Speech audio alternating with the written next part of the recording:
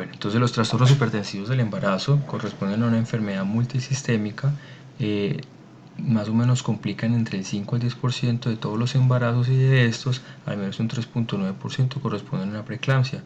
En Colombia se ha visto que son responsables de al menos el 35% de las muertes maternas, y se dice que generan un aumento en el riesgo cardiovascular de las pacientes, debido a que estas pacientes tienen 4 veces más riesgo de sufrir hipertensión arterial crónica una vez presentan el trastorno, tienen 2 veces más de riesgo de dar accidente cerebrovascular, trombosis venosa profunda, infarto agudo de miocardio, y es de difícil manejo porque no sabemos bien cuánto tiempo va a tomar en progresar la enfermedad, no es fácil de predecir, por lo cual nos tenemos que basar en múltiples ayudas diagnósticas y en múltiples criterios clínicos. La fisiopatología de estos trastornos consiste en que en un embarazo normal se produce una transformación, digamos, fisiológica del segmento miometrial de la arteria espiral. Estas células trofoblásticas se extienden tanto al segmento decidual como a un tercio del segmento miometrial de la arteria espiral, y tanto estos medios arteriales como el endotelio son destruidos por los trofoblastos, convirtiendo todas estas arterias en vasos de gran calibre e incrementando el suministro de sangre al espacio intervelloso. En los embarazos afectados por preeclampsia, una característica clave asociada con este fracaso de la transformación fisiológica de esas arterias es la falta de invasión del trofoblasto, de las células del trofoblasto, en este segmento miometrial de la arteria espiral. Esta falta resultante de transformación de los vasos sanguíneos da como resultado arterias espirales estrechas, con un patrón perturbado del flujo sanguíneo y una perfusión uteroplacentaria reducida. La placentación superficial y la incapacidad de remodelar las arterias espirales de la decidua y el miometrio al inicio del embarazo, pueden ser semanas o meses antes del desarrollo de las manifestaciones clínicas de la enfermedad, han sido bien documentadas. Si no se establece un flujo sanguíneo uteroplacentario adecuado, se puede producir un tejido trofoblástico relativamente hipóxico, lo que puede promover un estado exagerado de estrés oxidativo en la placenta. Esto parece alterar la angiogénesis de las vellosidades placentarias, y esto lleva a un desarrollo deficiente de la vasculatura fetoplacentaria y a una reactividad vascular anormal. Adicional a esto, se ha identificado una secreción placentaria de factores antiangiogénicos que se unen al factor de crecimiento endotelial vascular y al factor de crecimiento placentario en la circulación materna, y parece que provoca una disfunción vascular materna generalizada que conduce a una progresión en hipertensión, proteinuria y otras manifestaciones clínicas.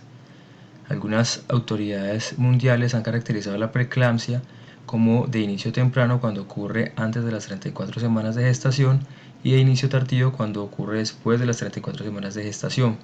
Si bien las características clínicas de estas dos entidades se superponen, el espectro de la enfermedad y los resultados son muy diferentes, dado que una enfermedad de inicio más temprano se ha asociado con hallazgos clínicos más graves en la placenta y, por consiguiente, en la maternidad y en el feto.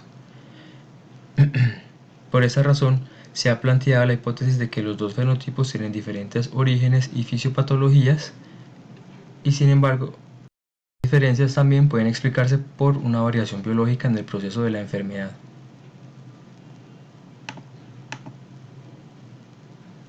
Entonces, en cuanto a la fisiopatología basada en el modelo integrado, se han identificado algunos factores genéticos que incluyen toda la parte de la incompatibilidad entre el genotipo materno y fetal, unos factores ambientales con respecto a la exposición previa a la concepción de un padre, o antígenos u otros factores que interrumpen el embarazo, induciendo inmunomodulación.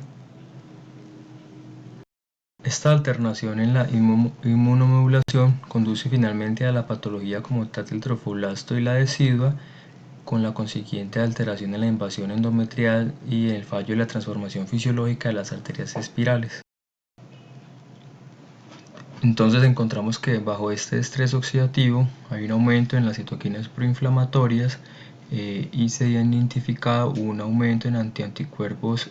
dirigidos hacia la angiotensina 2, es el receptor de angiotensina tipo 2, y se han identificado también partículas de sincitio trofoblasto y nanopartículas que finalmente lo que generan es un aumento en la antiangiogénesis y una disminución en la angiogénesis. Esto finalmente lo que nos va a generar es que exista una activación de toda la parte inmunológica, una activación de los leucocitos, con una consiguiente inflamación intravascular, con la disfunción endotelial y con la generación excesiva de trombina. Todas estas características, multiorgánicas de la preeclampsia van a resultar en las consecuencias que ya conocemos a nivel sistémico, que son ya la alteración de la función renal, con la hipertensión, pancreatitis, falla cardíaca, el edema pulmonar, alteraciones como ruptura hepática, por ejemplo en el síndrome HELP, ya alteraciones neurológicas tipo eclampsia o las alteraciones hemolíticas que conocemos ya, y ya como tal también las alteraciones fetales, que son la restricción del crecimiento intrauterino y la muerte fetal.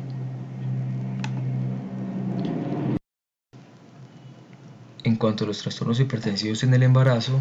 la Sociedad Americana de Ginecología y Obstetricia define 4 categorías para clasificar estos trastornos hipertensivos: hipertensión gestacional, preeclampsia, hipertensión crónica e hipertensión crónica con preeclampsia sobreagregada. Sí, hipertensión gestacional como una elevación de la presión arterial por encima de las 20 semanas de gestación o en las primeras 24 horas después del parto, en ausencia de proteinuria o en ausencia de alteraciones sistémicas, por ejemplo alteración de la función renal, alteración de la función hepática, alteraciones neurológicas, etc.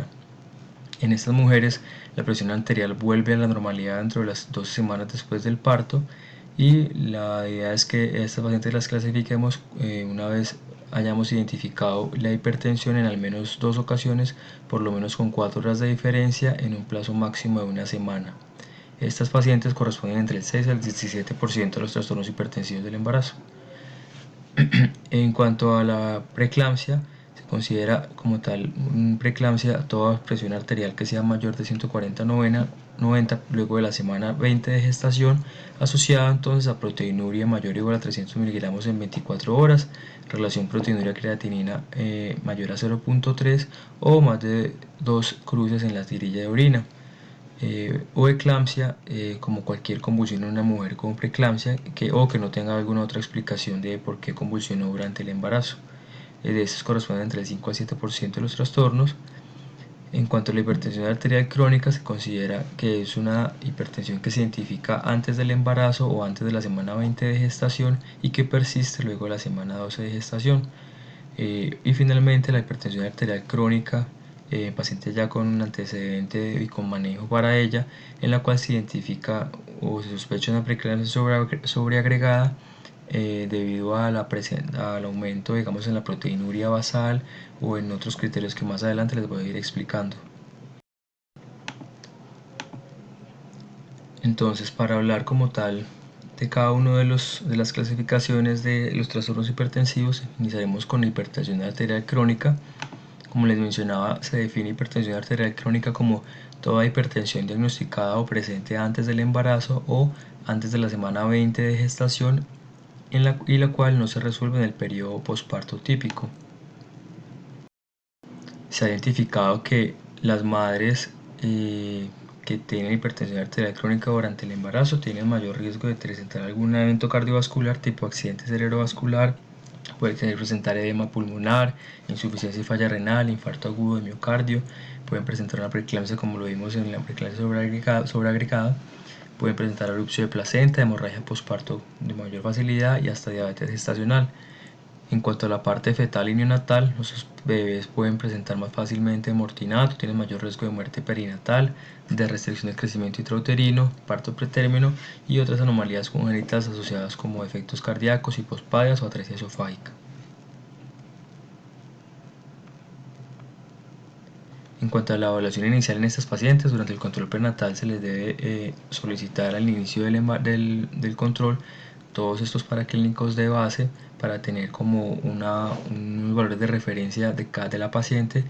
para poder hacer un adecuado seguimiento de cómo progresan esos parámetros. Dentro de estos laboratorios que solicitamos tenemos que pedir transaminasas hepáticas, AST, ALT, creatinina, electrolitos principalmente el potasio, función renal con BUN, con nitrógeno ureico, hemograma para identificar el grado de los niveles plaquetarios. Se deben solicitar de manera muy importante las proteínas en 24 horas y el electrocardiograma. Estas proteínas en 24 horas son vitales, son de fundamental solicitud debido a que son la que más nos va a hacer sospechar cuando se está sobreagregando una preeclampsia. En cuanto al tratamiento, en estas pacientes se debe iniciar, por ser pacientes con mayor riesgo de presentar preeclampsia, se debe iniciar ASA por lo menos 82 miligramos al día desde la semana 12 hasta el parto. Finalmente, pues en nuestro medio no contamos con como con ASA 81, pero podemos iniciar ASA de cardioaspirina, que es la de 100 miligramos, que ese sería, digamos, el manejo inicial. En cuanto a cuándo iniciar terapia antihipertensiva en estas pacientes, si no la venían recibiendo antes o si la venían recibiendo antes, pues cambiárselas.